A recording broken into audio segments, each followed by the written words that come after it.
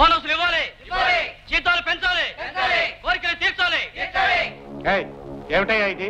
ఫ్యాక్టరీకి వచ్చి బుద్ధిగా పని పాటలు చేసుకోక గుంపుగా వచ్చి గొడవలేంటి? కోటేశ్వరరావు బాబు గారు ఉన్నప్పుడు మాకు ఇచ్చే బోనస్లు పెంచిన జీతాలు అన్ని ఆయన పోగిన అయిపోయి వాటి గురించి అడగడానికి వచ్చామని గొడవ చేయడానికి రాలేదు. చూడండి, ఫ్యాక్టరీ ప్రస్తుతం నష్టంలో నడుస్తోంది.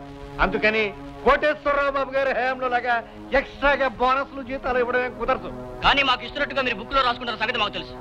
నార్మల్ ఎందుకు మొయ్యాలి? వాళ్ళకి రావాల్సిన వాటి కోసం న్యాయంగా నోరు తెరిచి అడుగుతుంటే వాళ్ళు నోరు మూసుకోవాల్సిన అవసరం ఏమిటి? అసలు నీకేం తెలుసున్నాయా ఈ వ్యవహారాల్లో జోక్యం చేసుకుంటున్నావు? నాకన్నీ తెలుసన్న విషయం నీకే తెలియదు. ఈ నెల నుంచి ఫ్యాక్టరీ విషయాలు కూడా మేడం నన్నే స్వయంగా చూసుకోమన్నారు.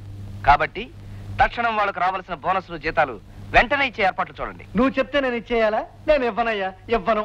ఏమవుతుంది? ఏముంది, ఈ మాటే నేను వెళ్ళి మేడం గారితో చెప్తాను. ఆవిడ చెప్పుచ్చు కొట్టమంటారు. అప్పుడు వచ్చి నేను ఆ పని చేస్తాను. సుబ్బయ్య, మీకు రావాల్సిన డబ్బు మీకు ఇచ్చే ఏర్పాటు నేను చూస్తాను. మీకేం భయం లేదు, వెళ్ళి పని చూసుకోండి. అలాగే